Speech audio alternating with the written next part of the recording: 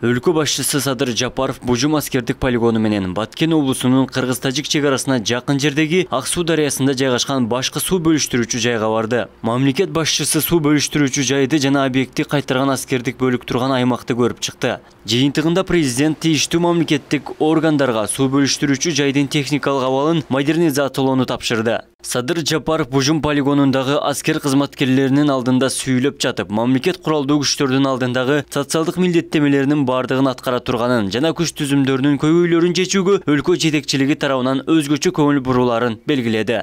Мен бардык жагынан мына кыдырып көрүп келатамын. Аскерлердин жашоосун, чегарачылардын жашоосун кандай кылыш керек экенин кеңешип келатабыз. Кудай буйрса, мындан ары дагы болгон күчүбүздү сиздердин жашооңуздарды сиздерге баарына жетиштүү кылганга аракет кылып атабыз. Дагы бир жолу сиздерге терең ыраазычылык, эч качан боевой духтан түшпөңүздөр. Дайыма ушундай мекенчегинде, мекенди коргоо үчүн 24 саат бою талыкпай мындай орусча айтканда начеку туруп бериңиздер. Дагы бир жолу терең ыраазычылык сиздерге.